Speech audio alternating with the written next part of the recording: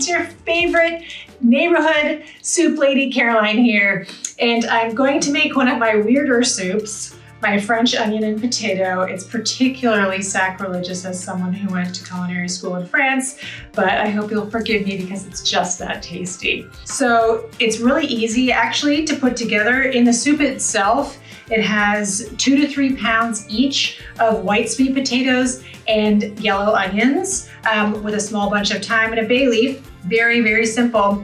And it's nice to serve with some crusty bread, and I'll show you how I do that. But the secret part is there's a whole nother layer.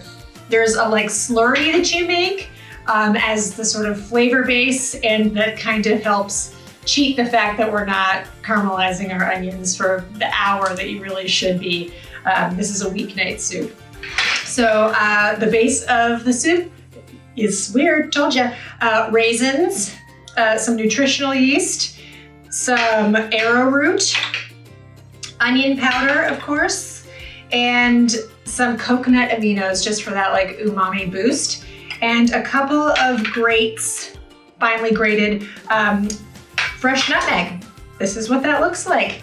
And you just take a microplane and you, over the blender, when you blend all this together with a cup of water, you just add a little bit of this. And you'll really want to blend this until it's really nice and smooth so that there are no chunks of raisins, so you can keep the secret of your cheater recipe base to yourself. So I'm going to, in the magic of television, I'll be right back. I'm going to go do that in another room.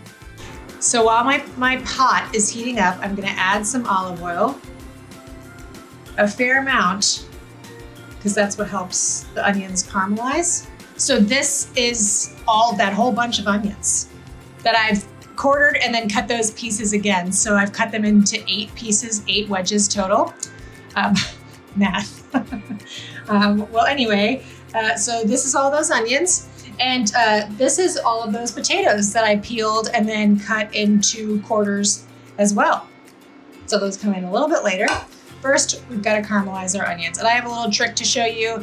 It's not really something that I think my instructors in Paris, luckily I don't think any of them knew how to sign on to the internet. So there's no worry of them watching me here, thank goodness. But we're just gonna caramelize these onions with a cheat. That's a little bit of baking soda. It helps them brown a little bit faster. And I'm gonna season them with salt, because normally onions would take a lot longer to caramelize. But I'm gonna give them just a little stir. Then I'm gonna turn the heat down, in this case, to medium. So how I've made this work is I'm gonna cover this pot, cook the onions just like this for 10 minutes. No need to stir. And then once the 10 minutes is up, I come over and I stir it a little bit and I raise the heat to get all of, sort of the liquid that's accumulated to sort of evaporate off. And then we'll go from there. All right, so let's check this out. So I see some nice browning. Now what we're looking to do is to cook this open, uncovered, is what I mean. And just until that liquid evaporates and giving these onions another chance to brown. You just sort of stir it occasionally.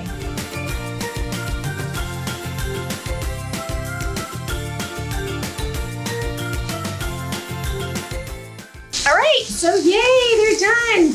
And as you can see, there's the French would call it a fond at the bottom of the pan. And that's okay, that sticky stuff at the bottom, that's great. It's all flavor and it's all staying in the pot. So the next step, what we have here is they're browned. I can see that some still have their shape, but they're all soft and really yummy. So this is that slurry that we made. Well, I made. It's the raisins, the arrowroot, the coconut aminos, and some onion powder. And we're just gonna add that. It's gonna thicken up here at the bottom and will help get some of that stuck business off of there.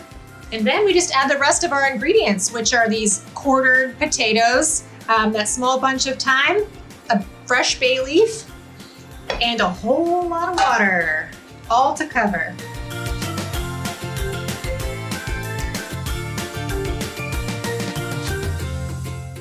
And now I'm gonna add more salt since I just diluted that flavor we worked so hard for. I'm just right now stirring it to get anything I can feel off the bottom. All right, so now I'm just going to bring it to a boil, uncover it, and simmer it until those potatoes are tender, which is like about 20 minutes. All right, so this simmered for about 20 minutes, uncovered. You can see how nice and thick it gets. The potatoes are starting to break down a little bit around their edges, and it's nice and thick. So I'm gonna give it a taste.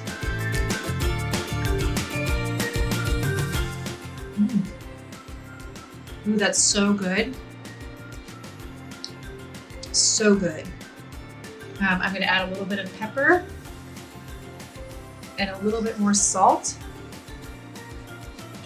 A touch of vinegar to finish, just brightens it up. Okay, so now I'm gonna make myself a bowl. I told you that I put potatoes in here because otherwise it would just be like, you know, onions, and normally it would have some beef in it and beef broth, so a little bit more substantial.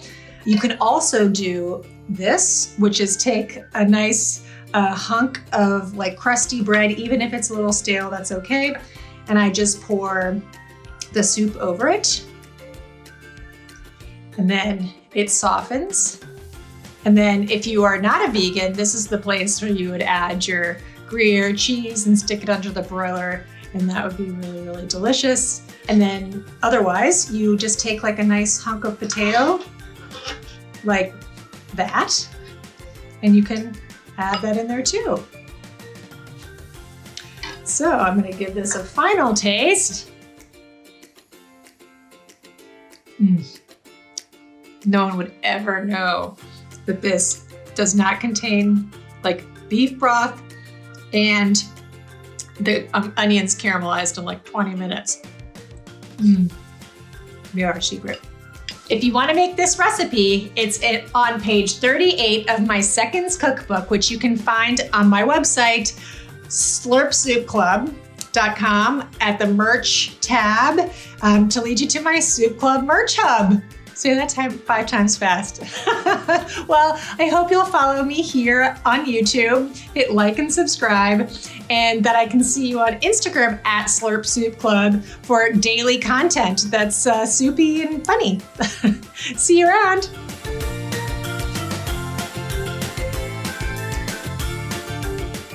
Just take a nice piece of it and then then it gets stuck in